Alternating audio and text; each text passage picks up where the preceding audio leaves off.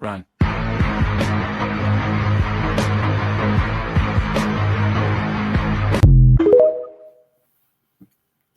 Oh my God.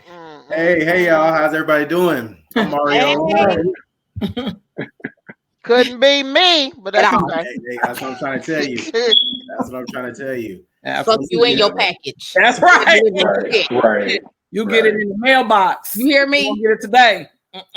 See, y'all went that way. I said, me and your owner, we about to be at it, but we don't talk about that. Like boxing for real. But that's very much so true. Because let me tell you, that would be my first and last day at that job. Absolutely. Wherever I'm at with them dogs trying to attack me, that's where their packages would be. All the packages and that van. I'm gonna find my way home. You ain't gotta worry about me. I'll find my way home. That's right. I feel like those first two are like attack dogs because there's no way he absolutely he broke through the glass. Like, right. Like yeah. But I want to break it. I want to start a conversation into some not so favorable views because I ain't gonna lie, on this one I had to go to the dictionary because I don't know if I want to use the word disrespectful or inconsiderate, but a lot of pet owners are, I was thinking inconsiderate, but I had to Google it, and I'm really going, once I look at the definition, I'm really going more towards the respect. And I know this is gonna be like a Michael Vick type of situation, but for real, like, I don't think pet owners are respectful or other people, individuals in the world that are not pet owners. That's right. And the respect is put on the pets and not the other human. That's why I'm gonna pick you. But that's why I jumped into it like it couldn't be me. I wasn't thinking about the job aspect. I'm thinking about the pet owner aspect. Like, what pet owners expect or think is going to happen? How do people that have never dealt with pets and don't have pets know? Go ahead, hand down at the bottom. Let me tell you. I mean, listen, pet owner, chosen. Right. I got two little bundles of joy, and I partially see your point. However, because they wouldn't, the little two things I got, they wouldn't hurt a fly. I don't think, but how do me as a non-pet owner know? Someone, they don't know. If you come across scared and fearful, guess what? Nope. They're gonna pick up on that. I'm gonna rebuttal another question. Yes, I was just gonna say that's kind of like what Stovall was saying, because you can't assume that just because if someone is not comfortable around an animal, you can't say, "Oh, you're not afraid" or whatever. Like, it's not easy to, if you have this fear, you don't know what this animal is gonna do at the end of the day. So I got my hand up. Hand up, Mama Kim. Now, I don't know if everybody know, but I'm afraid of dogs. My sons have dogs. Oh, they love you. I'm like, do y'all not understand that I'm fearful? So it ain't even about disrespect. It's fearful. I don't care how little them dogs are. When they touch me, I'm scared. When they bark, my heart hurts. I don't like dogs. I don't care who dogs they are. I don't like them. So if I had to deliver, I said, but just take a look at what you said. You said, I don't like dogs because I'm fearful, and your sons have said they talking about the dogs. Why are we talking about these animals? We need to be talking about the adults, the humans. That's right. I mean, just take example what you said. You said, I'm fearful of dogs, and the replies that you're getting is they Mm-hmm. They who? The animal? They don't get a say. No, that's true. That's right. And they deserve a say. A lot of times people don't respect that space. Do they? Do they? I'm sorry, They Hayward. deserve a say. No, I was just saying. I think people just need that respect. That's all. If they're afraid of dogs, I think a lot of times people brush that off and say, "Oh, it's okay." Like, They're not gonna bite. Quick rebuttal. Yeah. People don't know themselves. They don't know themselves. What you got, Ronnie? I'm gonna have to keep drinking. I'm sorry, I'm on majority here. Everybody, that's your dog, and you might love him, and he may be like family, but that's your dog. I don't love your dog like you do. That's right. You need to respect it. I'm scared. Even if he doesn't bite, I don't care. Right. I don't like him. That's right. We're not doing that right now. Like your dog could be as cute as whatever. That's right. I'm scared of dogs. I don't want it around me. That's your dog. You love your dog. That's right. If you know you have a package or something coming, because you get notifications. Yeah. Why is your dog out not tied up or anything? That doesn't make any sense to me. Tied up, put it up. Don't even let it come to the door. That's right. Like the one lady that came out laughing for the first, like, oh, baby, it's not funny because I'm ready to fight you now. But then, now I'm about to beat your ass. Exactly. But here's the thing: you don't know your dog. That's so if right. that man kicked your dog, now you mad. That's right. But your dog wasn't on a leash. That's right. That's just like when people are at parks and stuff, or even where I stay at in my condos, your dog has to be on a leash. If your dog is not on a leash, you're out of order. That's right. So that's not like I don't get that. I don't like I'm not a hater, but I'm not a fan of pets. I'm just not. And your dog can't run up on me. Like I'm just not. Okay, well, we got Stovall. Yeah. In the world of debate, I actually like to jump on the minority side and use their point for them. So if you're saying that my dog won't do this, my dog is a bundle of joy, all of that, how much scientific data do we have that sometimes pets, animals turn against what the owner knows them to do? There you go. So, like, okay, forget the whole, like what Kim started off with, my fear, and then we went to the animal. Okay, let's play the part of the animal. How many times have we heard stories that, oh my God, they never do that? I've never had them do that. Let's play in that world. That's right. Well, I don't know if the percentage is that high, honestly. And if I'm playing devil's advocate, I would say that, we could easily say the same thing about some humans. You could say, oh, they're cool. Anything may happen. You don't know what may jump off. I'm just saying. The same can That's very true. But So dogs are more unpredictable than humans. You think? I don't know. Oh, I know. I might disagree on that. I might have Well, to go with the with chemicals. Baby, I could jump out the box and you don't know what's gonna happen. And with the chemicals in the world today that people love to use, ain't no telling. Yeah. What chemical? So, I feel you, Hayward, on that. I But for the agree. sake of these videos, Right. That's fair. Yeah. All right, guys. So I'd like to welcome everybody to another edition of the Off Topic Podcast. So I am Mario. I'm Mama Kim. I am Stovall. I'm Ronnie. And I'm Hayward. Yeah, so thank you again for joining us on today. So when we talked about the little dog situation, everything like that, and some of us say that we're scared of dogs. However, whenever they're around the dogs, they be feeding them donut holes and everything like that. But I digress. The keep We're gonna get right into it. So, Mama Kim, give me one word you would use to describe yourself. Emotional. I'm emotional. Come on, little mama. I'm gonna tell you, Kim, and you helped me with this word last night. I got off the phone. I had an attitude. That's why I didn't answer your call back. The revelation. I got in my feelings, so I was very emotional, and I was just like, everything you were saying to me was true. So I had to really check myself and think about the reason why you were saying, and why you were saying the things, because you care about me.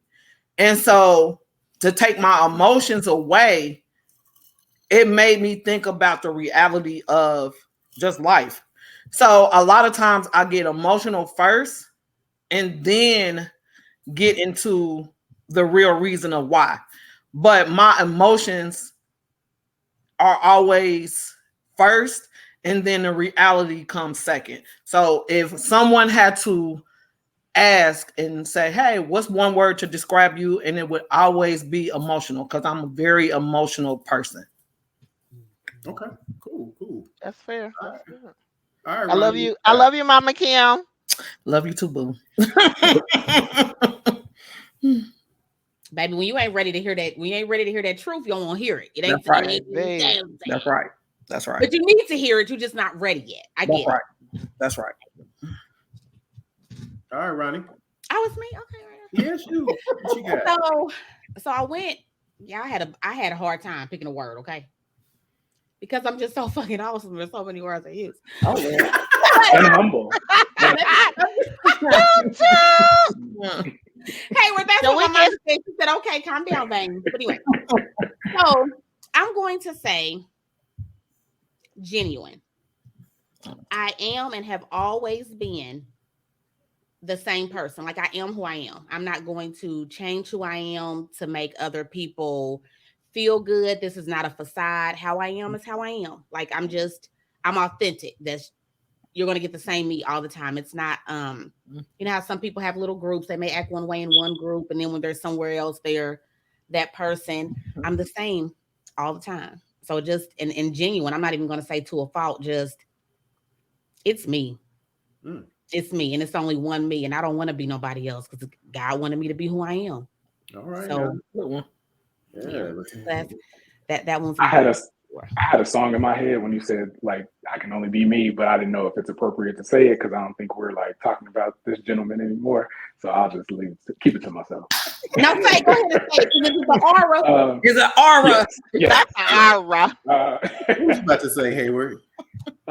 There can only be one me. I remember Can't nobody. Yes. Yes. Yeah. Come on, Hayward. Come on. Okay. I think I need to bust it out to a few bars of a song too myself. I think we're running a little low on time right now. All right. Never mind. We about to switch up this whole segment. Karaoke time. Ain't that it? Hey, but Hayward, why you bless us with that little piece of a melody? Go ahead and tell us one word that you used to write. No, totally kidding. No, no, but a word that I would use to describe myself would be creative, both in adjective and in the noun sense. Because I am a creative person, and I am a creative at heart. There are so many things that I enjoy doing and that I'm relatively good at. And it's just something that I don't nurture enough. But I know in my heart, like, all roads end up leading back to like doing things that are creative. Even going back to, I did the balloons for P's party, like just randomly, whatever. So yeah, like I want to like kind of lean more into that, but I would say overall that's the word that I would use to describe myself. Okay.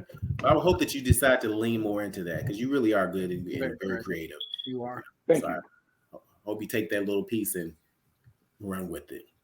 Small plug for our viewers. If you're in the Dallas area, I mean, if you would like to pay, he'll travel as well. Go ahead. Travel, yeah. Balloon art. Event planning. Yeah, event planning. Exactly. Boy. All right, so if I had to choose a word that I would use to best describe myself, I probably would say misunderstood.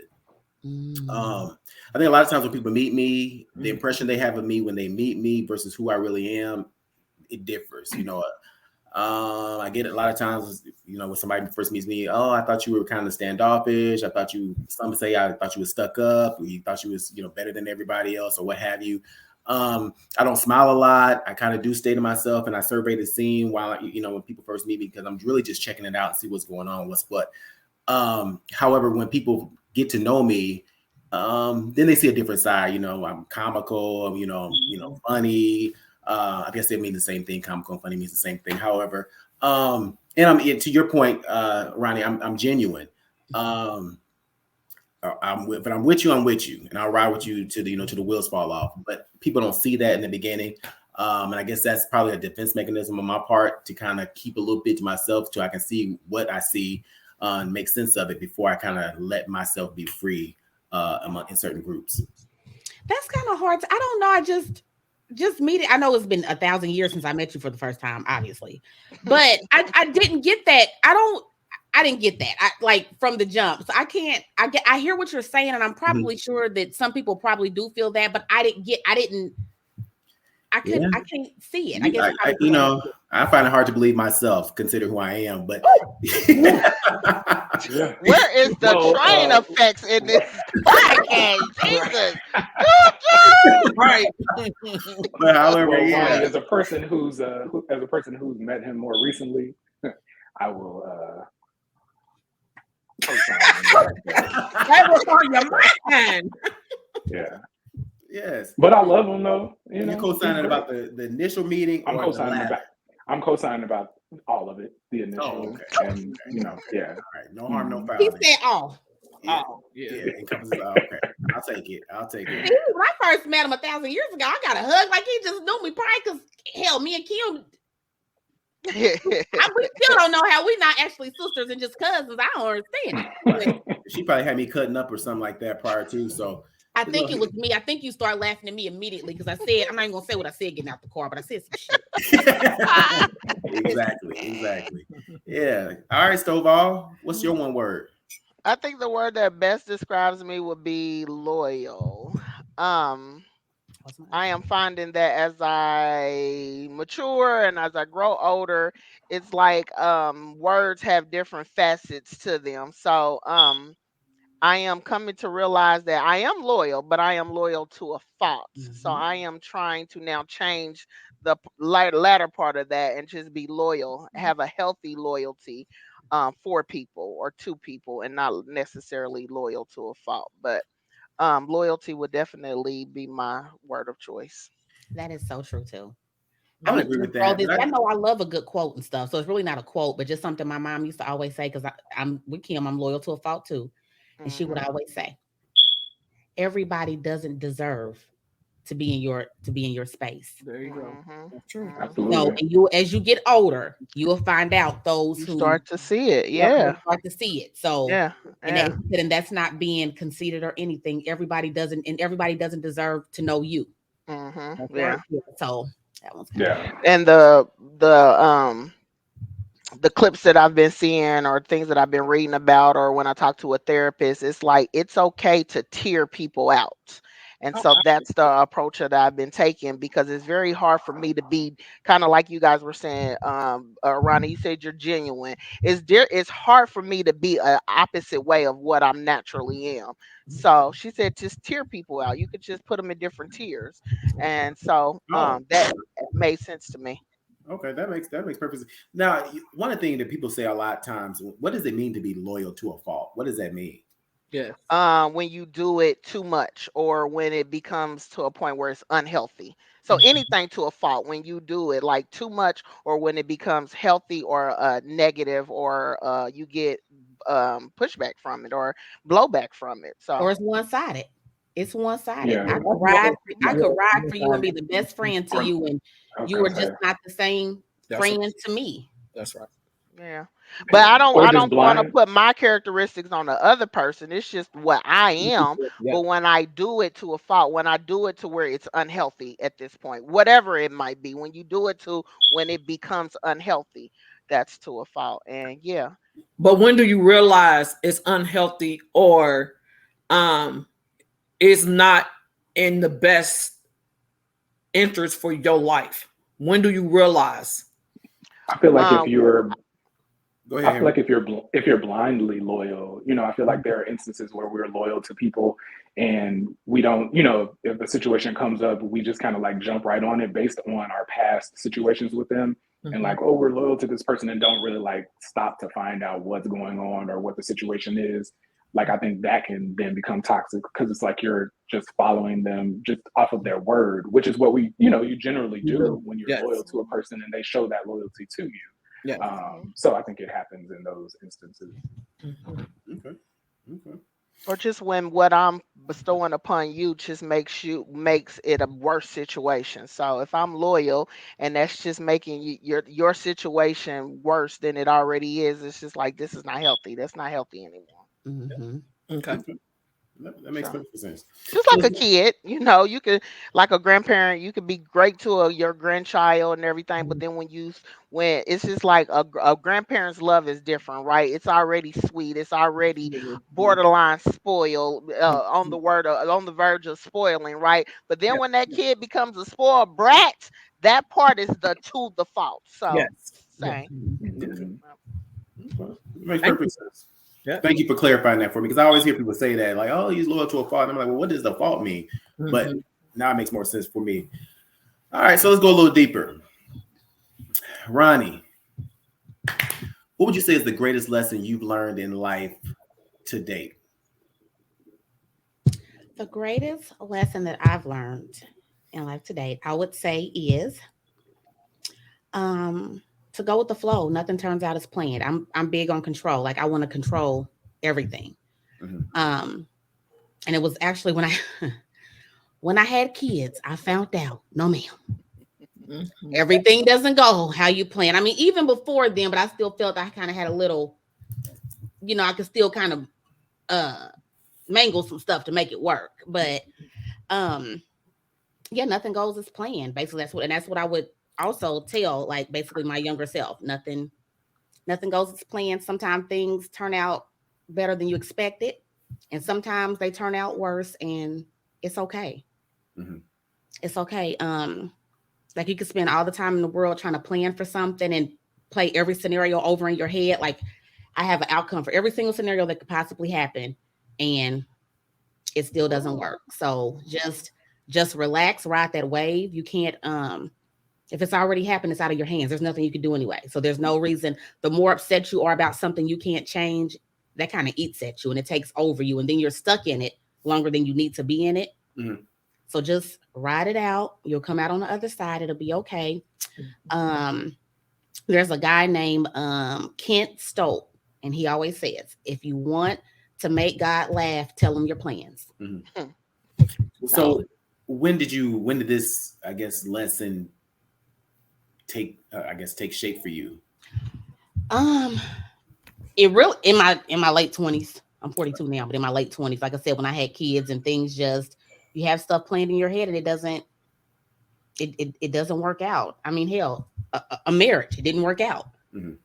Stuff it didn't work out, but it's all now that was for the better. Now I want to see this and be like, oh gosh, she's divorced. I'll tell you something. That was probably the best decision I've ever made in my life. Okay? That's not it. But I'm just saying, when you just, I don't know. I think it's a live and learn thing, Mario. Like it's kind of, my late 20s, early 30s, I'm gonna say, because it just a bunch of things happen in anything. Maybe you plan a trip or something and it doesn't go the way you want it to, or one time the flight was delayed and I had little kids. So that was rough, but it's not anything I could change. So as I'm sitting there festering, what am I so mad for? I can't change it. It's done. It's done. So what are we going to do in the meantime? Right. What can I do to make this go over smooth until we come out on the other end and things are okay? So it's just know that nothing goes as planned. I could go in with thinking one thing, but I also have to be ready for it. May not happen like that. And if it doesn't, all right. Okay. Was it a difficult lesson for you to learn, or did you kind of? Oh, absolutely. I am, sister. I want this shit to go the way I said I want it to go. I want it to start at the time I want it to start. I need my hands in it. I need to control this. If I'm over it, everything's gonna go the way it's supposed to go. So kind of letting go or just being like, okay, it may not. Oh, that may not kills me. That may not kills me because I need it to. Baby. I need it to. I want it to.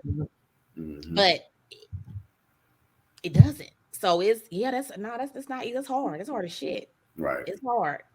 It's hard. I definitely understand that. Hayward.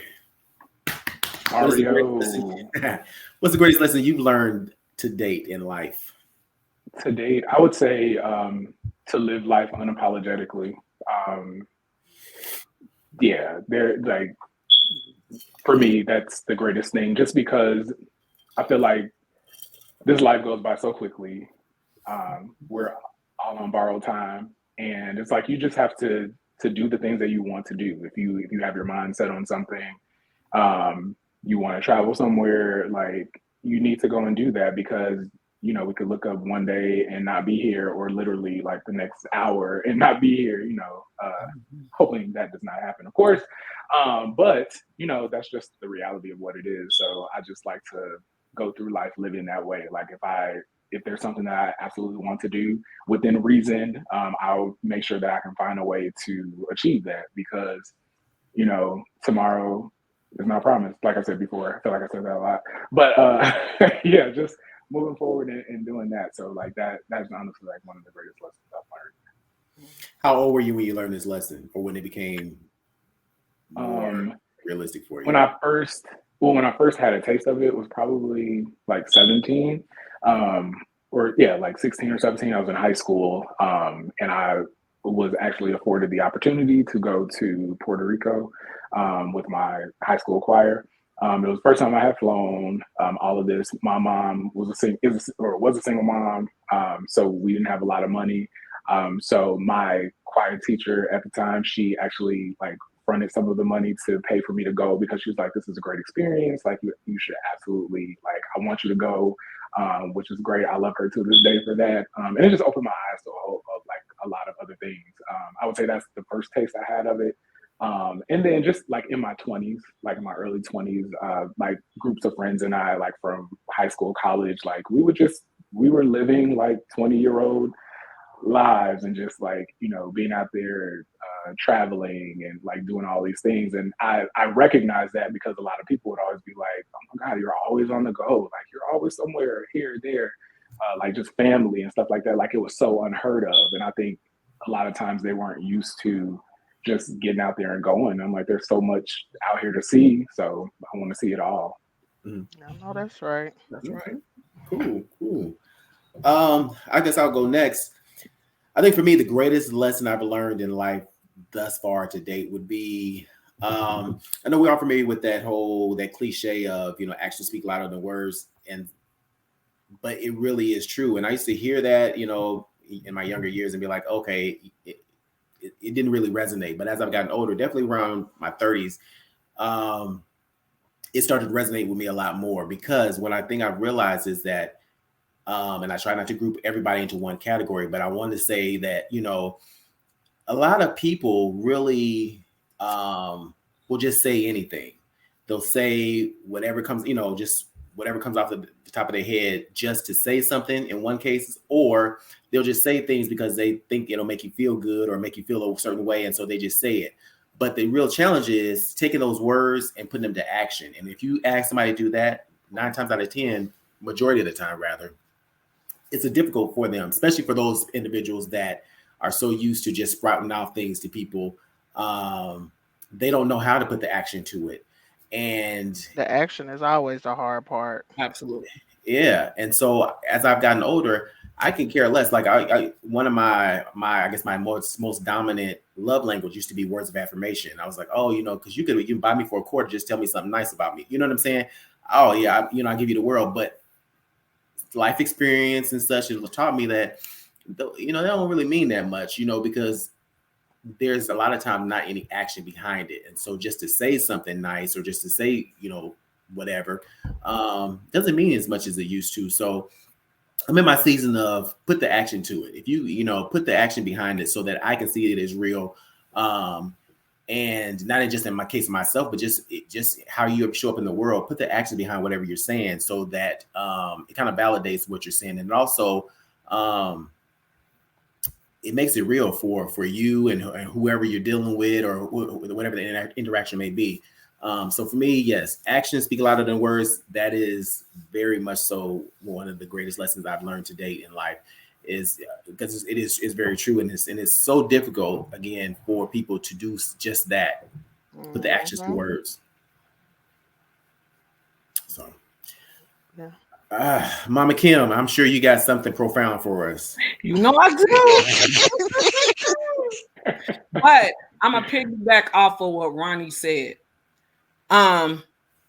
Being a mother, that's still one of my greatest lessons. I still think about how to continue to be the best I can for my children, for my grandchildren. It's like Kim said earlier, like talking about having love for your kids compared to the love you have for your grandkids.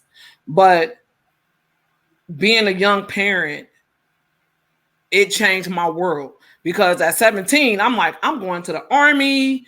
This is my life. And then I got pregnant.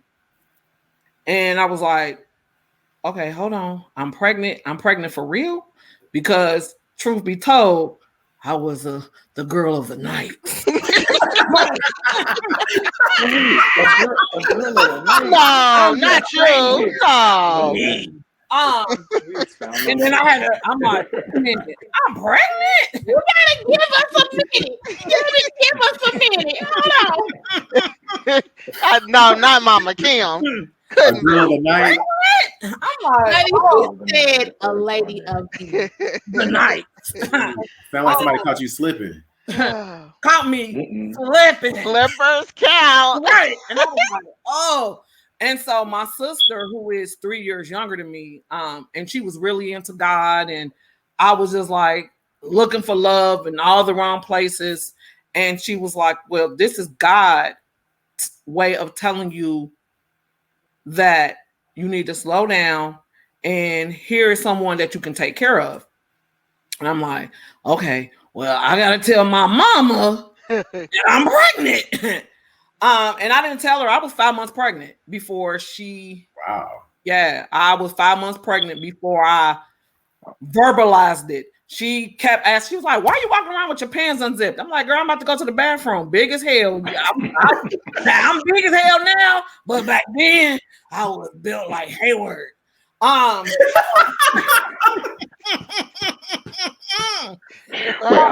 It's too much. It's too much for me. So, It's too much. 5 months pregnant. I'm like, girl, like my cafeteria lady, because at the time I was in vocational school and I was in restaurant operations and I love cooking. And she was like, "You tell your mama yet?" Because she used to always feed me. I'm like, my mama's feeding me brown bread. I'm like, I need some white bread and some saltines. I'm hungry.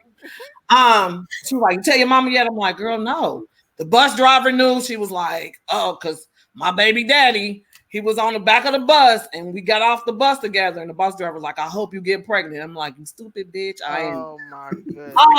So trying to get through all of that, learning how to balance a checkbook, understanding how to pay rent. And then I got another human to take care of. And everybody knew that I was a woman of the night. And they were like, "You're going to be a good mama." And everybody was like, "You're a good mama." But that person, that child made me a good mama. That lesson. Because he was quiet. He didn't cry. He like loved on me. Even at birth, he loved on me. And I was like, he was the first man that I ever fell in love with because he loved me unconditional. Until he got older and he was that she up there tripping. I'm like, who is she? But not Pierre did. But understanding what my purpose was being a mother.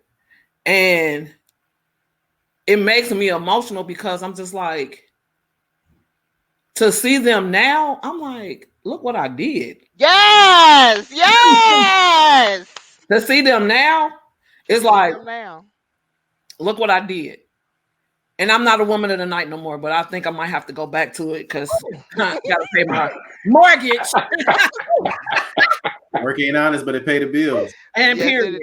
So yeah, just that the greatest lesson, it really was being a mom and making sure that their needs were met and really understanding who I was. And I didn't understand who I was until I was 26 years old. Mm-hmm. So allegedly, baby, allegedly not. I was. Wait a minute. I made sure you were fed, sir. But that was my greatest lesson. Just I feel that though. I'm not gonna get emotional with you, but I got a little when you was talking a little bit, I felt it in my chest because my got a little lump in your throat. Yeah. My oldest is a sophomore. Granted, I got 3. Yes. I love all my babies the same. There's not one that you can say I love more than bullshit. No. I'm dead serious. I kid you not. I don't even play like that. I swear. I'm just saying. Yeah, my oldest, because he made me a mother. Okay. Then I got my only girl. So she's my only girl, even though she's a twin. Mm-hmm. And then her twin brother, he's my baby. And I know that I baby him, but he's the baby. So I they love all him. have 3 different I love them categories. all the same, but for different reasons. Okay. So it's not one more than the other. But that Sydney, baby, I needed him. I didn't even know it. I'm not gonna cry. That's right. But those they you have to grow up with them. Yes. And so with him, because it's like he knew I needed him. I never told him I needed him. But when I was going through so much with their dad, and then now that he's getting older, it's like, but he's my kid that me and him are like this. So he didn't spend the night over anybody's house till he was his freshman year. That's when he spent the night over in his homies' houses. Because it was always, I got to make sure my mom's okay. So now I'm in the process of stepping back. I'm sorry, y'all. No, go ahead. I'm in the process of stepping back because I know that he is the one where he could go to school anywhere, I know. But Sydney will purposely pick a school in Indiana because in case my mom needs me, and I don't want that. So I'm separating that because I want him to, I don't want to hinder him, you know? Yeah. But y'all, this shit is tough. Whoa. This shit is tough. Ronnie, That's awesome. All the parents. Let me tell you something. When Pierre went to school, and hold on, Mama Kim, before you go real quick, everybody watching this, I'm still a G and I will still kick your ass. Don't let these tears. I gotta fucking finish to uphold, okay? Okay, I'm done now. I just had to get that out. Yeah, no. When it was time for him to go to college, and I think for the same reason, Ronnie, you saying your oldest son, he wanted to stay in Cincinnati, and my grandmother or his grandmother talked him into going to a school. It was still in Ohio, but when we literally took him to school, I felt like I lost somebody. I lost my best friend because me and Pierre really grew up together. I was like, yeah. Pierre made me grow up, and he still makes me grow up. Even at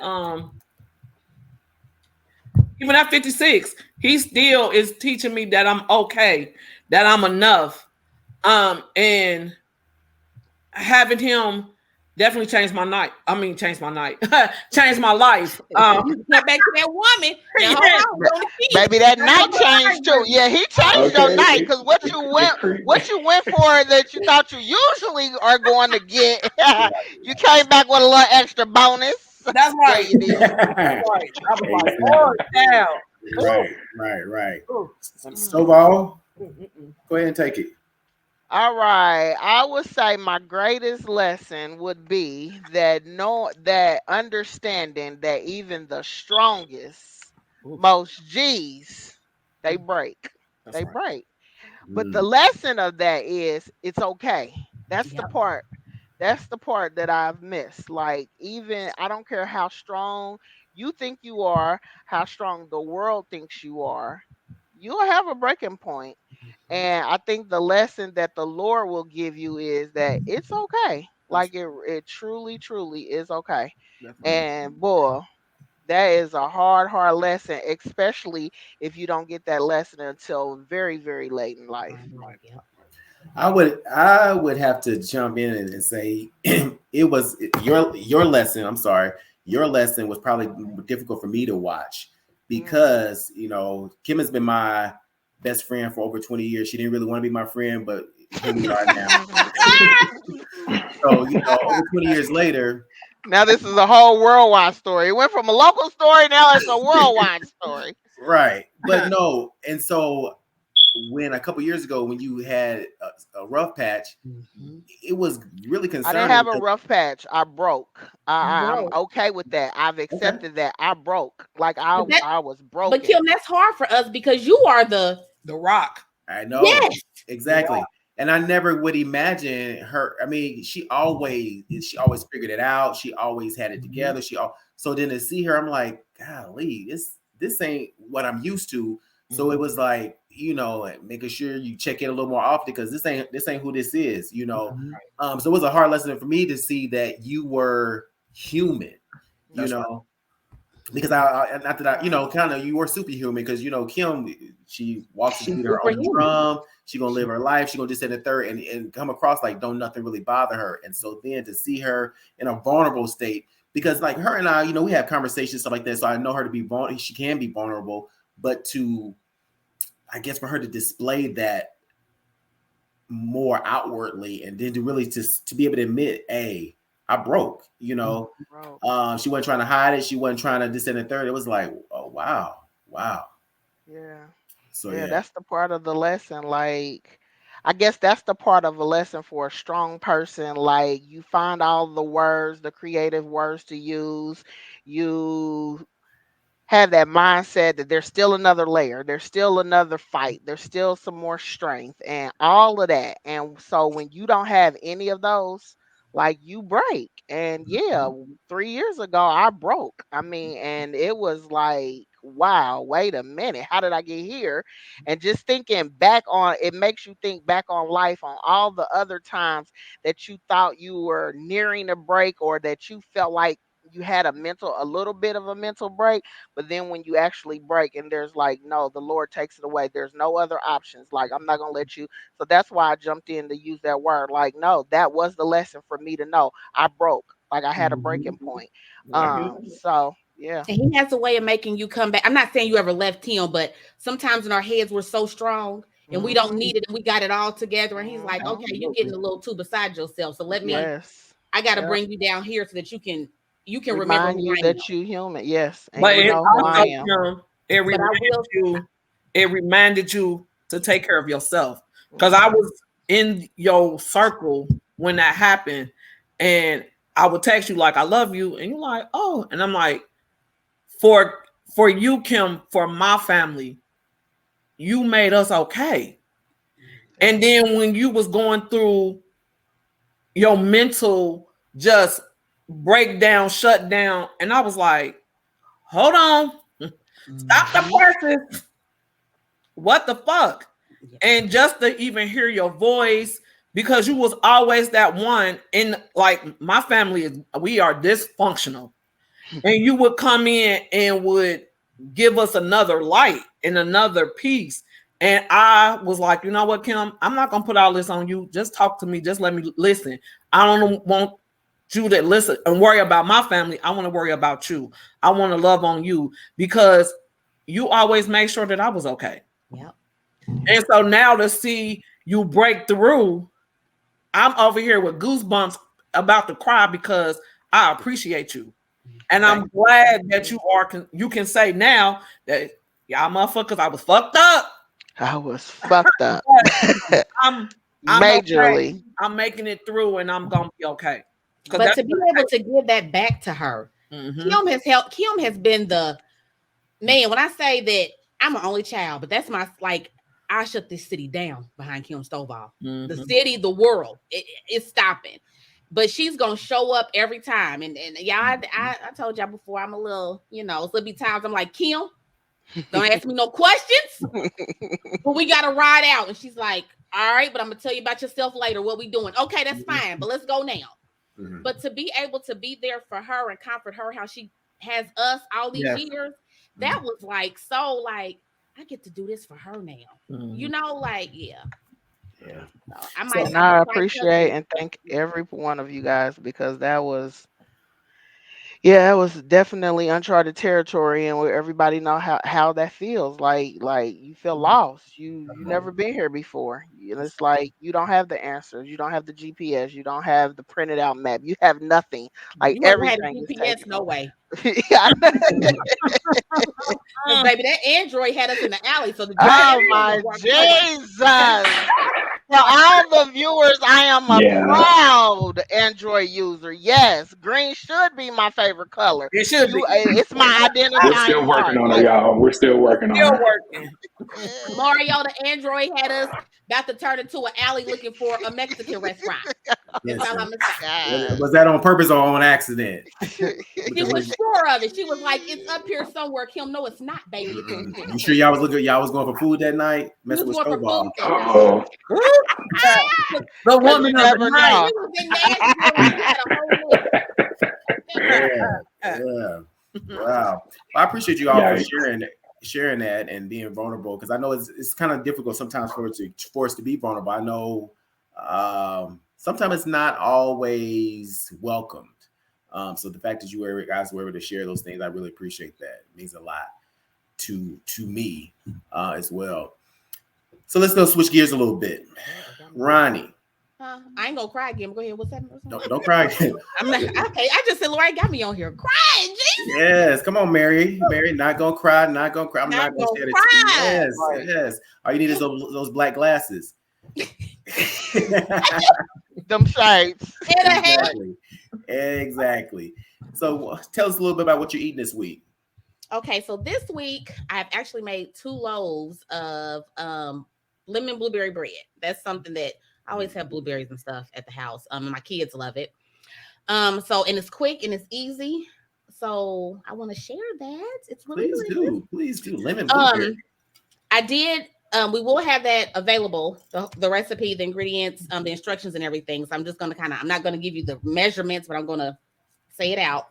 So you will need butter, sugar, eggs, milk. They say our heavy cream, but I don't like the consistency that the heavy cream does. I do milk, baking soda, salt, a lemon, 1 lemon, because you need the juice and the zest from 1 lemon, blueberries, powdered sugar, and just a little bit extra flour to roll your blueberries around in. Preheat the oven to 350. You're going to mix all your dry ingredients together, cream the butter and the sugar, mix the dry ingredients in with the wet ingredients, add the milk, do your lemon juice, a little bit of zest, do your blueberries, get a loaf pan, but you want a deep loaf pan, like not a small one. I'm thinking like a 9x5. And then bake it for about 50 to 60 minutes until your knife comes out clean. And you can put a glaze over it. I got the recipe for the glaze too, but I don't always do the glaze because y'all, that thing fresh out the oven when it's still warm a little bit. Oh, I can only imagine. Yeah, I'm not a glaze kind of person myself, so I could probably do without the glaze and just do yeah. That's all you need. I promise you. That is like, oh, it's so good. That sounds so good. I might put a little butter on it, a little butter. Okay, a little butter. Yeah, butter makes everything better. So good. Okay. All right. So good. It does, baby. I will ship it to you in wheel. I will wrap it up and ship it to you. Yeah. People mean business when they get straight to the point. Does it ship well? Right. Does it ship well? Right. Exactly. All right. Well, thank you for that, Ronnie, Sharon. However we want to do it. Yeah. Hey, so Mama Kim, I know you. So I always have a heartfelt message. So what you gonna take us out with today? Oh my goodness gracious! Today this was a very heavy. These lessons learned. But to take us out, always remember that you're enough. How many times that somebody in your life told you that you wasn't any good or you couldn't do it, you couldn't be the best, but always remember that you're enough, because sometimes you wake up in the morning and you just like, okay, how I'm gonna make it through? But just remember that you're enough. And when you know that you're enough, certain things won't even bother you no more. But understanding and appreciating your enoughness or the better person that you are. But that's what I had to start thinking. And I was like, you know what, Kim? You enough. And every morning I wake up, I think of one of our other friends. Her name is Lisa. And I was telling somebody this at work. And I was at her house in Vegas when we was visiting. And when I went in her bathroom, she had like comments wrote on her mirror. And as soon as I got back home, I went to Michael's and got me a marker that you can mark on glass with. And every week I would change my wording. So one day was beautiful. The next, it was good morning, gorgeous. The next week it was you are loved. So I always try to every single day wake up with something positive for myself. If it's just good morning, I love you. Good morning, it's gonna be okay. Even if I'm having a bad week, just understanding and knowing that you're enough. It happens for me every day now in this life that I call Kim. And it took me a while to understand that, but knowing that you're enough. Okay, cool. It's like the awareness itself is a shield. Just the awareness of the words. Yes. So I see how the benefit of like writing those buzzwords or your affirmations on, just being cognizant of it and aware of it, it just acts like a shield. It acts, puts an extra pep in your step. So that's absolutely. Good. Yeah. Okay. Well, thank you for that. Thank you that. And I want everybody to remember and know as you go into your week, you are enough. So thank you guys for tuning in for our episode of the Off Topic Podcast. We out. Bye. And we out. Bye.